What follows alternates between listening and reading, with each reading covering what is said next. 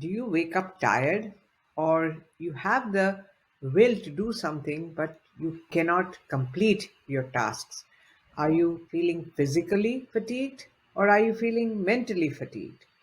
Fatigue is a big symptom that a lot of people complain about, and usually most conventional physicians will not go dig deeper into that. They'll tell you it's because of aging or some other reason. Well, if you're having any symptoms of being overly tired or fatigued, then you need to really find out why this is happening.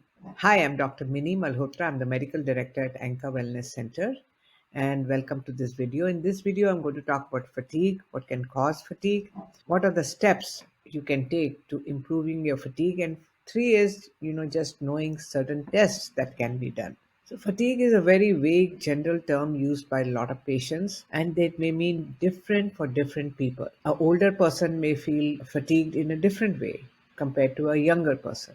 And if you're experiencing symptoms which are more than usual, then you really need to talk to a physician who can help you with this. Now, fatigue could be due to many reasons. One is exposures to toxins, infections. Two is nutritional deficiencies. It could be micronutrient deficiency or macronutrient deficiency. Three is lack of sleep.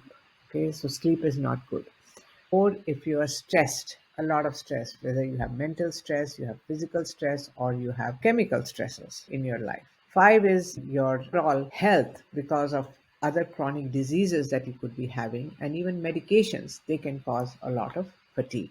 So, what are the things you should do?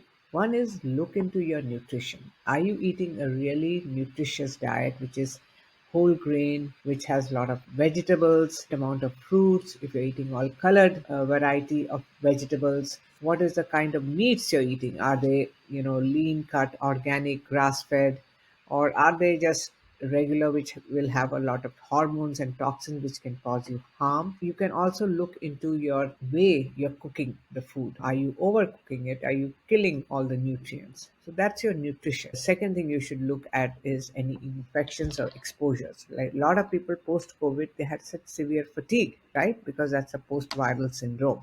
So just like that, you could have had some infections in the past which you're not aware of, which could be still lingering in your body. Next, you want to find out about any toxins you could be retaining, like heavy metal, mold, environmental toxins like glyphosate, things like that. You need to really check and find out. Next thing you should do about is your sleep. If you're not sleeping well, you're watching too much TV, or you're, staying up late at night, you need to get at least 6 hours of good quality sleep. Most important is stress levels. You need to manage your stress levels. I hope you're not exposed to chemical stressors like, processed foods and things like that.